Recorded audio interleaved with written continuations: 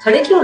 करो अपने दोस्त को फोन। दरअसल मेरा दोस्त ट्रैवल कर रहा है, उसके असिस्टेंट ने मुझे ये चेक दिया है। आप लोग ये अपना फैमिली ड्रामा घर जाके कर लेना, मुझे चेक दे दीजिए। हाँ लीजिए चेक।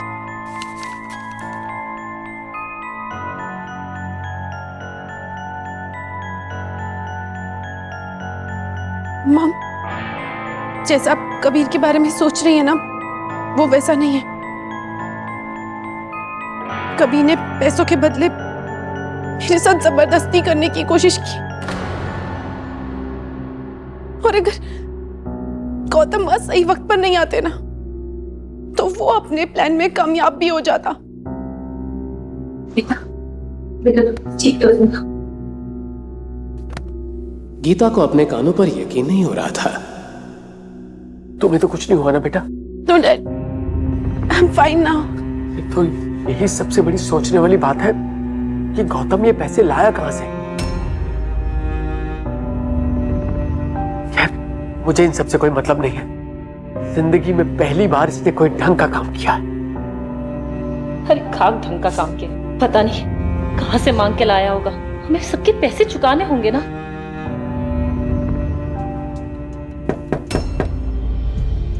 मॉम, ये सब बातें हम घर चलकर करते हैं ना, मैनेजर हमें ही देख रहा है। शाम हो चुकी थी और गीता गौतम के ऊपर ताने बरसाने का कोई भी मौका गंवाना नहीं चाहती थी। मॉम,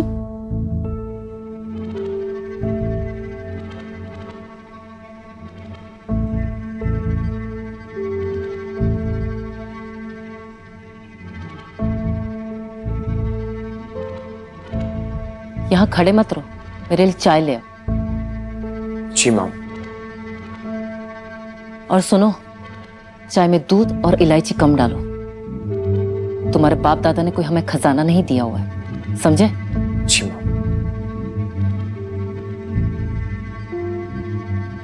गौतम ये सुनकर मन ही मन मुस्कुराता है, क्योंकि अग्नि के दादाजी हिम्मत सिंह को अपना कारोबार शुरू करने के पैसे गौतम के दादाजी ने ही दिए थे। क्योंकि एक जमाने में हिम्मत सिंह के पूर्वज मुंशी जी की तरह रंजौर परिवार की सेवा करते थे। मुस्कुरा क्यों रहे हो? मुझे पता है तुम सारी मलाई खुद ही चट कर जाते हो। और सुनो, अगर चाय अच्छी नहीं बनी ना, तो चाय कप में नहीं तुझ पर होगी, समझे? Thank you Avni for money you give. लेकिन ये पैसों का क्या करना है? ये गौतम जहां से भी लाया है वापस तो देने ही होंगे ना। अभी तो यही मानो कि गले में फंदा लटका हुआ है।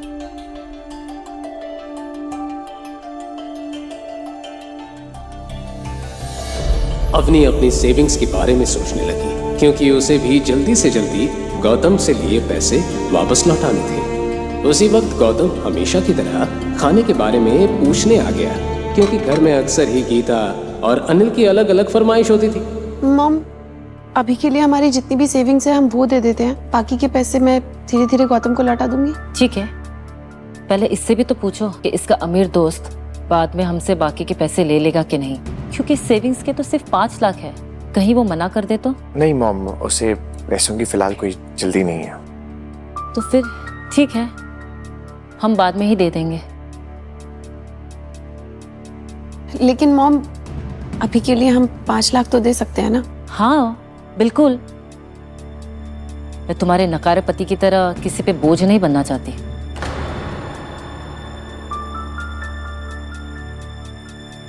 अच्छा गौतम, जब तुम पैसे रिटर्न करोगे ना अपने फ्रेंड को, तो मेरी तरफ से थैंक यू बोलना। उन्होंने हमारी बहुत बड़ी हेल्प की है।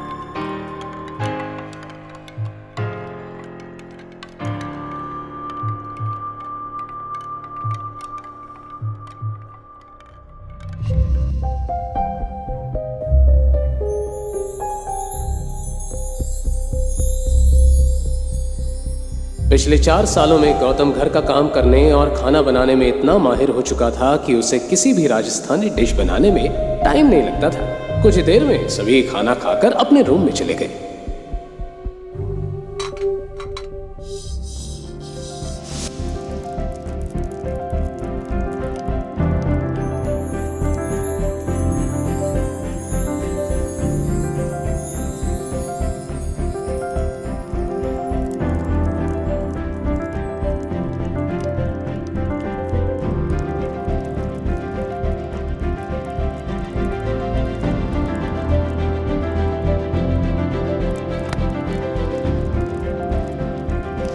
लेकिन गौतम का काम खत्म नहीं हुआ था। वो किचन में बर्तन साफ करने में लगा था। उस गौतम ने वक्त के साथ साथ हर चीज में अपने आप को ढाल लिया था। बर्तन साफ करते हुए उसके सामने अचानक ही अवनी का चेहरा आ गया। आज पहली बार उसने अवनी की आंखों में खुद के लिए इज्जत देखी थी। वो मन ही मन मुस्कुराता हुआ इस बात के बारे में सोच रहा था कि तभी उसके मोबाइल की रिंग बजने लगी। सॉरी सर, मैंने आपको डिस्टर्ब किया। दरअसल अपॉइंटमेंट लेटर पे आपकी साइन चाहिए थी। कल कब फ्री है सर आप? मैं कल सुबह ऑफिस आ जाऊंगा। Okay sir.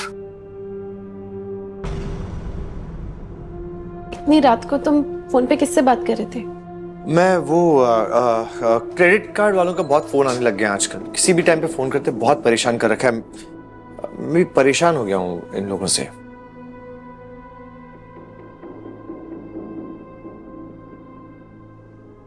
अगले दिन सुबह गौतम अपने घर का काम खत्म करके चैरियट जाने के लिए निकल गया। वो अवनी से मार्केट के काम का बहाना बनाकर निकला था, इसलिए उसे जल्दी से जल्दी घर वापस पहुंचना था।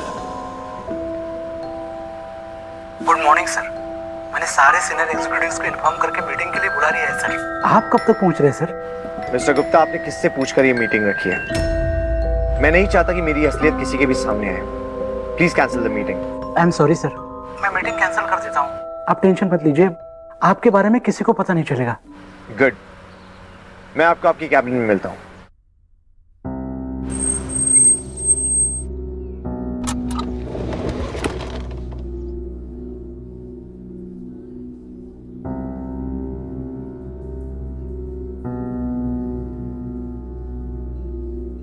अरे जीजा साहब,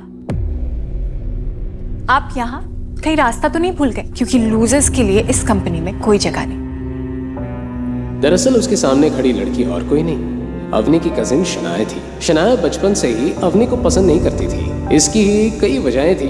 अवनी का दिमाग बचपन से ही बहुत तेज था। वो दिखने में बहुत सुंदर थी। अवनी की शादी गौतम जैसे लूजर से होने के बाद शनाया सबसे ज्यादा खुश हुई थी। एक मिनट,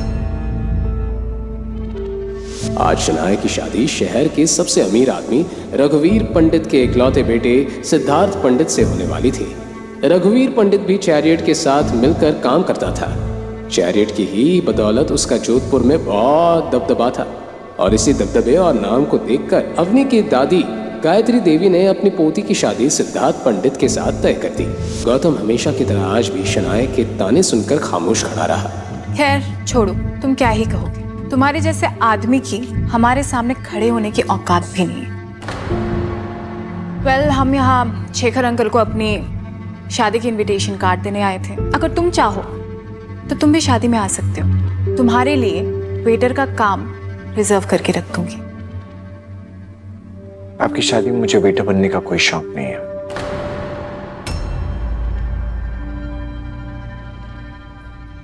गौतम के सिंपल से कपड़ों को देखकर सिद्धार्थ मन ही मन हंस रहा था, लेकिन वो इस बात से बेखबर था कि इन सिंपल कपड़ों के पीछे चैरियट का मालिक खड़ा था। अच्छा, तो ये है गौतम द घर जमाई। बहुत सुना है तुम्हारे बारे में।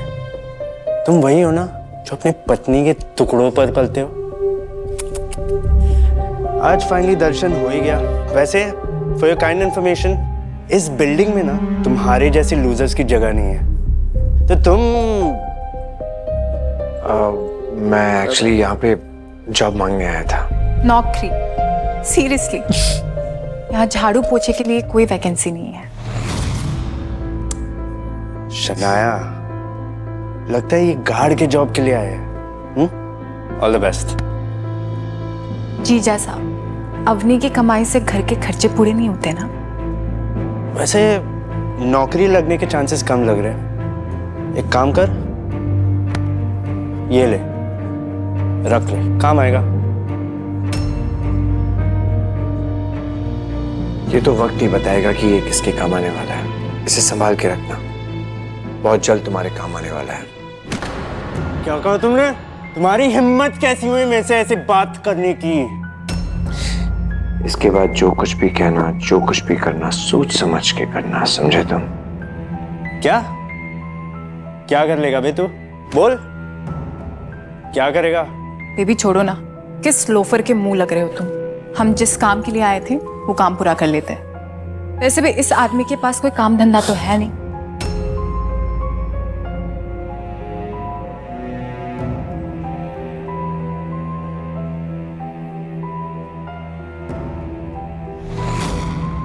वहीं शनाया और सिद्धार्थ चेयरमैन के केबिन के साइड में आकर खड़े हो गए। सिद्धार्थ के दिमाग में अभी तक गौतम की कही हुई बात चल रही थी।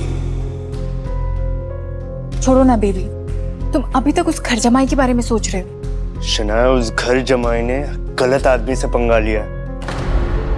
वहीं दूसरी तरफ गौतम सीधे अभिनव के केबिन में चला गया। Please come sir. Thank you so much Gupta ji. एक बात बताइए, आप ये रघुवेंद्र पंडित और उसके बेटे सिद्धार्थ पंडित को जानते हैं? हाँ सर, जानता हूँ। रघुवीर जी हमारी कंपनी के साथ बहुत सालों से काम कर रहे हैं। ठीक है, आज के बाद से रघुवेंद्र पंडित की कंपनी के साथ चैरिट ग्रुप काम नहीं करेगा।